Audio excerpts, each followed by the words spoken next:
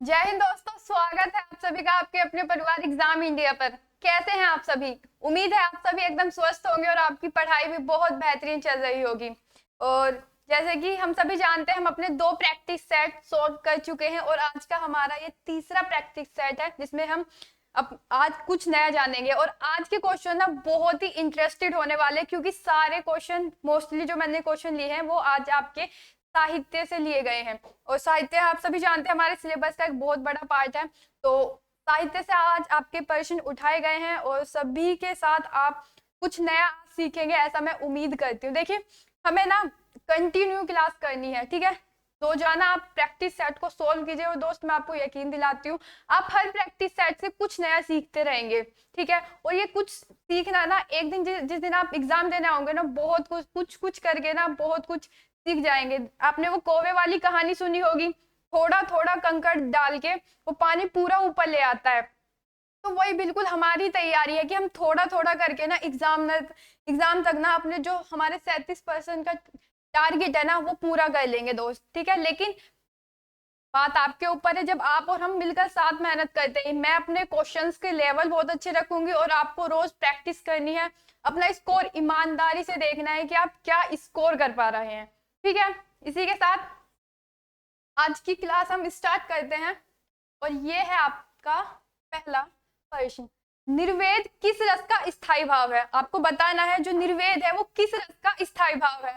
शांत, श्रृंगार, करुण या फिर भयानक। देखिए, निर्वेद की बात हो रही है तो ये शांत रस का स्थायी भाव है, ठीक है। श्रृंगार रस की बात करें तो रति का स्थायी भाव है, रति अर्थात प्रेम। यानी कि श्रृंगार रस का जो स्थायी भाव है वो रति और प्रेम है। करुण का दया स्थायी भाव है और उसके बाद भयानक का भय है। भयानक का जो है वो भय है, ठीक है। 2 रस और है, एक है वीर, वीर रस। वीर रस का स्थायी भाव बताएंगे सभी क्या है।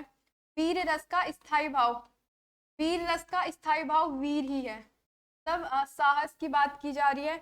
और एक रौद्र है, रौद्र का जो स्थायी भाव है वो क्रोध है। रौद्र का स्थायी भाव क्रोध है। देखिए, वीर रस को तो आपको याद ही रखना है, जिसको पढ़ के आपको वीरता का उत्पन्न हो। जैसे खूब लड़ी मर्दानी वह तो झांसी वाली रानी, तो एकदम वीरता का भाव उत्पन्न हो रहा है, तो उसका आपको याद रखना है कि स्थायी भाव वीर होगा। रौद्र का क्रोध होगा, रौद्र का क्रोध होगा। तो स्थायी रस भी वो आपसे पूछ लेता है, आपको ध्यान रखना है। करते अभिषेक पयोध है, बलिहारी इस देश की, हे मातृभूमि तू सत्य ही सगुन मूर्ति सर्वेश की। इन पंक्तियों में कौन सा छंद है जो दिया हुआ है? दोहा, चौपाई, उल्लाला या फिर गीतिका। देखिए, दोहा को मैंने आपको बताया था कि 11 तेरे याद रखना है। में जो कहानी रहती है, कहानी आपको सुनाई थी कि सोरठा में 11 तेरह और दोहे में 13 11। उसके बाद गीतिका में होता है आपका 14 13, 14 13 गीतिका में होता है। यहाँ पे देखिए, करते करते अभिषेक पयोध है, ये एक चरण है। और जो पहला चरण होता है उसे विषम चरण बोला जाता है, और जो हमारा द्वितीय चरण होता है उसको सम विषम सम सम सम बोलते हैं दूसरे वाले को, ठीक है। और ये जो दिया हुआ है ये उल्लाला का उदाहरण है, ठीक है। आगे बढ़ते हैं। कुंडलिया किन छंदों से मिलकर बना है? कुंडलिया जो है वो किन छंदों से मिलकर बना है वो आपको बताना है। रोला, उल्लाला, सोरठा, रोला, दोहा, उल्लाला या फिर दोहा और रोला। देखिए, कुंडलिया है तो याद रखिएगा, कुंडलिया है तो याद रखिएगा कुंडल से। कुंडल से आप कैसे रिलेट करेंगे इस वर्ड को कि भैया जी वो तो मेरा कुंडल छीन के ले गया। अब जैसे कोई भी आपसे अगर छीनेगा तो जरूर आपके कानों में कुछ मतलब खराब हो गया, खराबी सी आ जाएगी, थोड़ा दर्द होगा, तो आप किसके पास जाएंगे? भैया जी आप जाएंगे डॉक्टर के पास। किसके पास जाएंगे? डॉक्टर, डॉक्टर के पास आप जाएंगे। तो डी से हो गया हमारा दोहा और आर से क्या हुआ? रोला। तो डॉक्टर, DR अर्थात दोहा और रोला। तो कुंडलिया को आपको ऐसे रिलेट करना है, याद रहेगा। ठीक है, आगे बढ़ते हैं। निधन निधन के धन सी तुम आई में कौन सा अलंकार है? निधन के धन सी तुम आई कौन सा अलंकार है, आपको बताना है कि इसमें कौन सा अलंकार है। ठीक है, देखिए निर्धन सी तुम, तो निधन, एक मिनट, निर्धन के धन सी यानी कि क्या है, ये आपका उपमान है। उपमान, किसी चीज की तुलना की जा रही है, इतना तो भाव प्रकट हो रहा है। किससे की जा रही है? उपमेय से की जा रही है, यानी कि तुमसे की जा रही है। तो जिसकी जिससे तुलना की जाए वो क्या है? उपमा अलंकार है। उपमा अलंकार है। या फिर ना, नी, ये सभी जो है हमारे वाच्य वाच्य से वाच्य शब्द है। ठीक है, अब अगर ये वाच्य शब्द है, ये वाच्य शब्द है, तो ये उपमा का ही एक पार्ट होते हैं, उपमा का ही पार्ट है। तो यहाँ पे उपमा अलंकार प्रयुक्त हुआ है। ठीक है, उपमान, उपमेय और एक वाच्य शब्द, एक साधारण धर्म, साधारण धर्म, ये सभी जो है ये आपके उपमा के पार्ट हैं, यानी कि उपमा के ये सभी प्रकार हैं। ठीक है, जब इन चारों, किसी भी वाक्य में जब इन चारों का वर्ण दिया हुआ हो, तब जो उपमा होता है वो पूर्वा, पूर्व मतलब पूर्ण, पूर्ण उपमा अलंकार होता है। लेकिन जब इन में से कोई भी एक मिसिंग रहता है, मान लीजिए क्योंकि इसमें आपके ये तीनों दिए गए हैं लेकिन आपका साधारण नहीं दिया हुआ है, साधारण धर्म नहीं दिया गया है, तो वह फिर लुप्त उपमा होगा, लुप्त उपमा उसका वो होगा। ठीक है, बाकी रूपक का आपको बताया था, उत्प्रेक्षा की और अनुप्रास का तो आपको याद ही रखना है। वर्णों की आवृत्ति बार बार होती है, खिड़कियों के खड़कने से खड़कता है खड़क सिंह, खिड़कियां खड़कते हैं खड़क सिंह के खड़कने से, वर्ण की आवृत्ति जो है वो बार बार हो रही है। ठीक है, आगे बढ़ते हैं। और पूत कपूत तोर का धन संचय, पूत सपूत तो का धन संचय, इसमें कौन सा अलंकार है? देखिए वर्णों की आवृत्ति बार बार हो रही है, अलंकार तो अनुप्रास है। अनुप्रास का कौन सा अलंकार है जो इसमें प्रयुक्त हुआ है? तो लाट अनुप्रास जो है वो इसमें प्रयुक्त हुआ है। पै और पै शब्द की जो आवृत्ति है वो बार बार की जा रही है। तो पूत, पूत की आवृत्ति जो है वो बार बार की जा रही है, यानी कि जो है लाट अनुप्रास इसमें प्रयुक्त हुआ है। ठीक है, आगे बढ़ते हैं। निम्नलिखित में से पश्चिमी हिंदी की बोली नहीं है, क्या है? बोली नहीं है, नहीं है जरूर पढ़ लीजिएगा। ठीक है, तो पश्चिमी हिंदी की अगर बात करें तो ब्रज भाषा उसकी हिंदी है, कन्नौजी भी और बुंदेलखंडी भी, और कंगाली, कंगाली भी इसी पश्चिमी का ही पार्ट है, और हरियाणवी, हरियाणवी सभी ये इसी में आती है हमारी पश्चिमी हिंदी में। लेकिन मगही जो है वो इसका पश्चिमी हिंदी नहीं है, वो पूर्वी हिंदी है। और इसमें कौन कौन सी भाषाएं होती हैं? भोजपुरी, भोजपुरी, भोजपुरी से भाषा होती है, और उसके बाद मैथिली, मैथिली भी इसी का पार्ट है। और ये सभी कैसी हिंदी है? ये पूर्वी हिंदी है, वो पश्चिमी हिंदी है। मगही जो है भोजपुरी और मैथिली ये हमारी पूर्वी हिंदी है। ठीक है, आगे बढ़ते हैं। मध्यकाल में फारसी, अरबी, तुर्की, पश्तो भी में से कौन सी ध्वनियां हैं जो हिंदी में आ मिली? आपको बताना इनमें से वो कौन सी ध्वनियां हैं जो हिंदी में आ मिली है। ठीक है, देखिए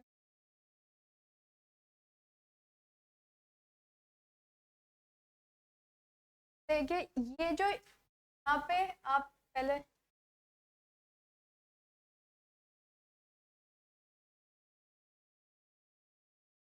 आपने देखा है, जो शब्द यहाँ पे लगे होंगे उनको हम निक्तूर बोलते हैं।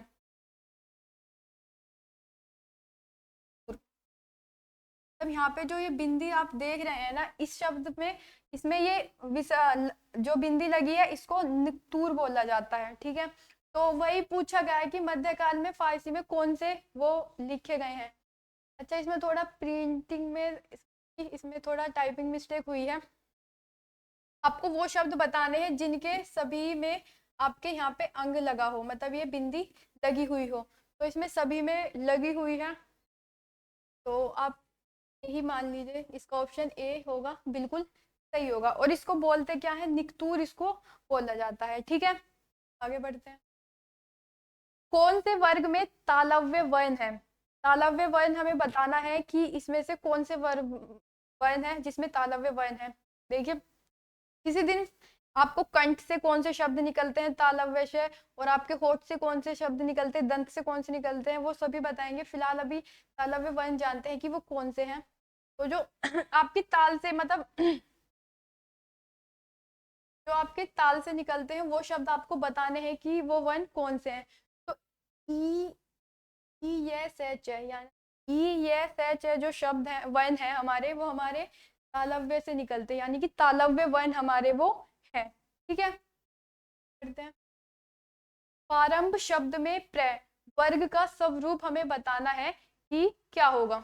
ठीक है, पे या फिर पे जमा और आधा रह होगा, आधा रह सॉरी आधा पे प्लस रह होगा, या फिर आधा पे जमा और आधा ही रह होगा, या फिर पे पूरा पे और जमा रह पूरा होगा। बताएंगे क्या होगा। देखिए, ये जो शब्द है ना, इसमें रह की बात की गई है, रह पूर्ण है, तो बी ऑप्शन जो होगा वो बिल्कुल सही होगा। पे आधा है और रह जो है वो पूरा है, तो बी ऑप्शन जो होगा वो बिल्कुल सही होगा। ठीक है, आगे बढ़ते हैं। निम्न में से कौन सा शब्द संज्ञा है। संज्ञा शब्द बताना है आपको कौन सा है। सीधा, हिमालय, सच या फिर झूठ, कौन सा शब्द है जो संज्ञा है। सीधा एक विशेषण शब्द है। सीधा कैसा है, विशेषण है एक, सीधा एक विशेषण है। और जो हिमालय है वो एक संज्ञा है, हिमालय संज्ञा है। अब आप सभी दोस्त बताएंगे कि जो हिमालय है वो संज्ञा है, वो मैंने बता दिया। ये कौन सी टाइप की संज्ञा है। 5 प्रकार आप संज्ञा के जानते हैं, तो आपको बताना है कि हिमालय जो है वो कौन सी संज्ञा है। दोस्त, ये हमारा व्यक्तिवाचक संज्ञा है, व्यक्तिवाचक जो संज्ञा है वो हमारा हिमालय है। ठीक है, व्यक्तिवाचक संज्ञा। अब मैं आपसे कहूं कि आप इसे एक ही लाइन में कैसे डिफाइन करेंगे, मतलब कैसे एक्सप्लेन करेंगे। सिर्फ आपको एक ही लाइन हमेशा याद रखनी है। जब भी व्यक्तिवाचक संज्ञाएं जिसके जैसा कोई दूसरा ना हो, जिसके जैसा कोई दूसरा ना हो, वो सभी हमारे व्यक्तिवाचक होते, व्यक्तिवाचक संज्ञा। जैसे लाल किला है, तो लाल किले के जैसा कोई दूसरा है क्या, नहीं। मान लीजिए आप कोई पूजा नाम ही ले लीजिए, पूजा जैसी लड़कियां 1000 मिलेंगी, लेकिन पूजा का जो नाम है वो तो एक ही है ना। पूजा नाम तो चेंज नहीं हो सकता उसका कुछ। तो जो पूरे वर्ल्ड में, पूरी दुनिया में आपको एक ही मिले, वो हमारे व्यक्तिवाचक संज्ञा है। ये बात आप हमेशा याद रखिएगा। बाकी झूठ सच ये तो भावना भाववाचक है। आगे बढ़, मुझे थोड़ी चाय दो, इस वाक्य में आपको विशेषण बताना है कौन सा है। मुझे थोड़ी चाय दो वाक्य में विशेषण कौन सा है। सामुदायिक वाचक, परिमाणवाचक, गुणवाचक या संज्ञावाचक। देखिए, संख्यावाचक ये कब होगा। उसने कहा है मुझे थोड़ी चाय दो। अब थोड़ी में वो कितनी भी हो सकता है, थोड़ी का मतलब कोई क्वांटिटी तो बता नहीं रहे। लेकिन वो कहे मुझे 4 कप चाय दो, मुझे 4 कप चाय दो, तब वो हमारा संख्यावाचक होगा। 4 कप या कपों की संख्या बताए, 6 7 जो भी बताए, तब वो हमारा संख्यावाचक होगा। लेकिन यहाँ मुझे थोड़ी चाय दो, थोड़ी थोड़ी की मतलब कोई लिमिट थोड़ी है, तो वो परिणामवाचक है। और कितने कैसा परिणामवाचक है, वो भी अनिश्चित परिणामवाचक है, क्योंकि कोई मात्रा नहीं दी गई है, थोड़ी है, कितना है पता नहीं है, तो अनिश्चित परिणामवाचक वह है। ठीक है, चलते हैं। ओहो मेरा सिर फटा जा रहा है, वाक्य है। प्रश्नवाचक, आज्ञावाचक, विस्मयादिवाचक या फिर निषेधवाचक। देखिए, प्रश्न तो इसमें आपसे पूछ नहीं रहा है, क्वेश्चन को पढ़ के ही आपको क्लियरिटी हो रही है। आज्ञा भी वो आपको नहीं दे रहा है। ये हमारा विस्मयादि बोधक है, और ये जो साइन आप देख रहे हैं ना, ये विस्मयादि बोधक का ही हमारा साइन होता है। इन चिन्हों के बारे में भी हम जान लेंगे कि कौन सा चिन्ह हम कब प्रयुक्त करेंगे, कहाँ प्रयुक्त करते हैं। ठीक है, सभी के बारे में ऐसा सेट हम बनाएंगे, अगला ऐसे ही सेट डिजाइन करेंगे जिसमें हम सभी का इनका रिवीजन कर लें। ठीक है, आगे चलते हैं। उसने कुछ नहीं खाया वाक्य में रेखांकित पद है। कुछ, कुछ जो है वो आपका रेखांकित रेखांकित है, वो बताना है आपको। तो ये अनिश्चित वाचक सर्वनाम है, पुरुषवाचक सर्वनाम है, या फिर निजवाचक सर्वनाम, या फिर संबंधवाचक सर्वनाम। देखिए, कुछ, कुछ की बात कर रहे हो तो कुछ की तो कोई भैया लिमिट ही नहीं। कुछ बहुत थोड़ा भी हो सकता है, बहुत ज्यादा भी हो सकता है, लेकिन वो कुछ ही। तो ये हमारा अनिश्चित वाचक नाम है। ऑप्शन ए जो है वो बिल्कुल सही होगा। ठीक है, आगे बढ़ते हैं। उसने कविता पढ़ी होगी, वाक्य में वाक्य का काल बताना है आपको कौन सा है। देखिए अभी हमने भूतकाल के सभी पार्ट पढ़े थे, 6 के 6 पार्ट अपने पिछले सेट में हमने किए थे, हाँ पिछले सेट में ही हमने किए थे। उसमें हमने जानना था कि ये सब क्या होते हैं। तो उसने कविता पढ़ी होगी, यानी कि ऐसा हो भी सकता है कि ना पढ़ी हो, यानी कि संदेह की पूरी भावना हो रही है। तो उसने कविता पढ़ी होगी, यानी कि हम संदेह में है कि वो उसने पढ़ी भी होगी, या हो भी सकता है और नहीं भी। तो क्या होगा कि ऑप्शन जो होगा वो बिल्कुल होगा, यानी कि जो कि जिसमें हमें संदेह रहता है। सामान्य में आपका कोई भी सामान्य प्रेजेंट पास्ट इंडेफिनेट सामान्य टेंस रहेगा। उसके बाद आसन भूतकाल, पूर्ण जो पूर्ण हो जाए वह जा चुका है था, और आसन जिसमें कार्य अभी पूर्ण हुआ हो वो हमारा आसन भूतकाल होता है। ठीक है, आगे चलते हैं। निम्नलिखित में से विशेषण शब्द आपको छांटना है कौन सा है। कविंत्र, आचरण, जनपद या फिर गंभीर। विशेषण शब्द आपको बताना है कि कौन सा है। विशेषण होते क्या है, विशेषण क्या है आपको बता दूं मैं कि जो संज्ञा और सर्वनाम के स्थान पर प्रयुक्त होते हैं और विशेषस्य होते हैं, और जो विशेषस्य की विशेषता बताए वो हमारे विशेषण है, यानी कि जो गंभीर एक विशेषण शब्द है, गंभीर एक विशेषण शब्द है। डी ऑप्शन बिल्कुल सही होगा। आगे चलते हैं। निम्न में से कौन सी प्रेरणात्मक क्रिया नहीं है। आपको प्रेरणात्मक क्रिया बताया था कि कौन सी होती है, जो कार्य दूसरों से कराए, इसमें कार्य कोई दूसरा आज्ञा दे रहे हो आप और दूसरा करे। ठीक है, तो सीखना इसमें प्रेरणा नहीं है। का धातु रूप देखे तो सीख का धातु रूप, और बुलाना का बुल धातु रूप। ठीक है, तो सीखना तो इसमें प्रेरणात्मक क्रिया नहीं है, बाकी ये रूप आपको याद रखना है। आगे चलते हैं। मेरी लड़की कौन है वाक्य में कौन सा कारक है। नीचे दिए गए विकल्पों में से सही विकल्प की पहचान कीजिए। तो संबंध कारक है, अधिकरण कारक है, संप्रदान कारक है, या फिर कर्ता कारक है। देखिए कारक हमने आपको बताए थे 8 प्रकार के होते हैं। तो मेरी लड़की कौन है, संबंध बता रहा है कि भैया मेरी लड़की कौन है, तो ऑप्शन ये जो होगा वो बिल्कुल सही होगा, क्योंकि संबंध की बात वो कर रहा है। अधिकरण की बात करें तो मैं और पर, यानी कि किसी स्थान का बोध कराए है। जैसे कि चिड़िया पेड़ पर बैठी है, पर आ गया, यानी कि अधिकरण कारक हो गया। ठीक है, और उसके बाद संप्रदान के लिए के लिए के याद रखना, और अंतिम बचता है कर्ता कारक, तो नहीं, ये शब्द इसमें प्रयुक्त होता है। ठीक है, आगे चलते हैं। उससे अच्छे तो आप हैं में कौन सा कारक है। उससे अच्छे तो आप हैं में आपको बताना है कि कौन सा कारक इसमें प्रयुक्त किया गया है। अधिकरण, एपादान, या फिर करण, या फिर संबोधन बताएंगे। तो देखिए तुलना की जा रही है, जब किसी चीज की तुलना की जाए ना, किसी भी टेंस में आपको तुलना की सेंस लगे कि तुलना की जा रही है, तो आपको हमेशा याद रखना है एपादान। एपादान जो है, अपदान जो है, आदान, वो आपकी तुलना को रिलेट करता है। तो आपको हमेशा याद कर रखना है कि जब भी तुलना की जाए तो अब आदान जो होगा वो हमारा बिल्कुल सही उत्तर कारक होगा। आगे देखते हैं। निम्नलिखित में से कौन सा शब्द पुल्लिंग है। आपको पुल्लिंग शब्द बताना है कि कौन सा है। आय, व्यय, नहर, या फिर लहर, कौन सा शब्द है जो पुल्लिंग है। ठीक है, आय, आय हुई, आय हुई, यानी कि वो हमारा क्या है, स्त्रीलिंग है। नहर, चढ़ी, चढ़ी, यानी कि उससे भी स्त्रीलिंग का भाव हो रहा है। और लहर, उठी। तभी से हमने देखा इन तीनों शब्द से हमें जो स्त्रीलिंगी स्त्रीलिंग, आपको ये वाक्य से रिलेट करके देखिए। आप इनसे किसी से भी वाक्य बनाइए तो आपको अपने आप सेंस लगाएंगे जब आप अपना, तो अपने आप पता लग जाएगा कि वो कौन सी क्रिया है। तो व्यय जो है वो हमारा पुल्लिंग है कि व्यय हुआ है, आपको व्यय हुआ है, तो वो हमारा पुल्लिंग शब्द है। बाकी सभी जो है वो स्त्रीलिंग है। आगे देखते हैं। इनमें से कौन सा शब्द सदैव बहुवचन में प्रयुक्त होता है। तो कौन सा शब्द बताएंगे। प्राण, भक्ति, शिशु, या फिर पुस्तक, कौन सा शब्द है जो सदैव आपका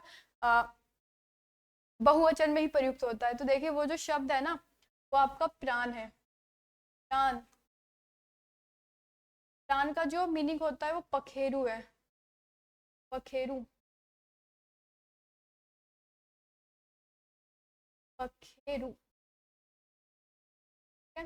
तो जो मीनिंग होता है वो पखेरु होता है, पखेरु उड़ गए, उड़ गए होंगे तो मतलब बहुत सारे होंगे और हमेशा इसका बहुवचन में ही ये प्रयुक्त होता है, तो पखेरु उड़ गए, यानी कि ऑप्शन ए जो है वो बिल्कुल सही उत्तर है, ठीक है।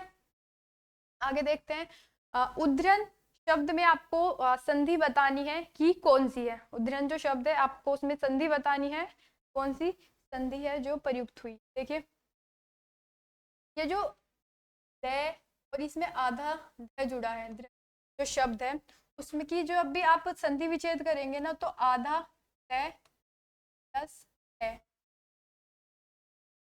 इसका ये संधि विच्छेद है, ठीक है।